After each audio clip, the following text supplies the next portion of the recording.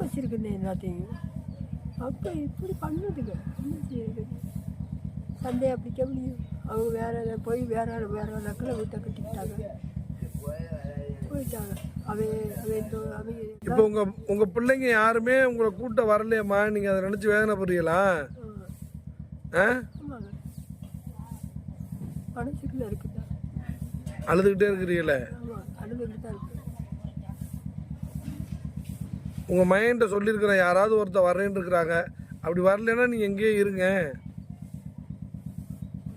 பிள்ளைகளை பார்க்கணுமா? எனக்கு பிரியமில்லைங்க, அவ்வளோ சங்கடமாக இருக்கு பார்க்க. எனக்கு எல்லாரும் பிள்ளை பெற்றிருக்காங்க, அப்படி நம்ம அப்படிங்க, நம்ம என்ன அநியாயம் செஞ்சோம் அப்படின்னு தான் எனக்கு அழுக வரும், வேற ஒன்றும். அம்மா என்ன பாருங்க, அழுகாதீங்கம்மா. இப்போ உங்களை கொண்டாந்து அவங்களா கொண்டாந்து செய்யலையா? எனக்கு இப்படி பிள்ளை பிறகுமா? அதான் யோசனை எனக்கு சொல்லிக்கிட்டே இருந்தாங்க. ஆளு வேலைக்காரன் தொடங்க மாதிரி கூட வந்து பார்ப்பாங்க.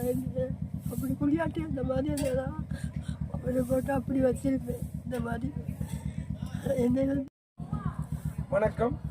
புதிய நமது இல்லம் அறக்கட்டளையிலிருந்து தலைமை சேவகர் சந்திரசேகரன் பேசுகிறேன். இன்றைய தேதி 29/7/2024.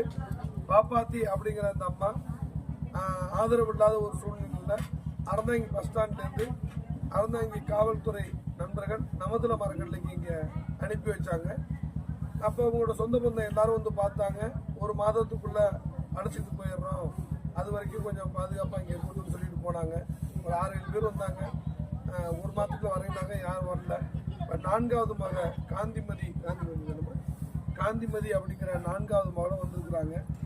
தீபாவளி கழிச்சு எல்லாரும் வருவாங்க, யாராவது ஒருத்தவங்க வீட்டில் பொறுப்பேற்றுக்குவாங்க அப்படின்னு சொல்கிறாங்க. கிட்டத்தட்ட இப்போ இருக்கிற பிள்ளைங்க 7 பிள்ளைங்க இருக்கிறாங்க. இது வரைக்கும் அவங்க ஒரு முடிவு எடுக்காமல் இருக்கிறாங்க. அப்படி முடிவு எடுத்து வரும் பட்சத்தில் நம்ம நல்லபடியாக அனுப்பி வைப்போம்.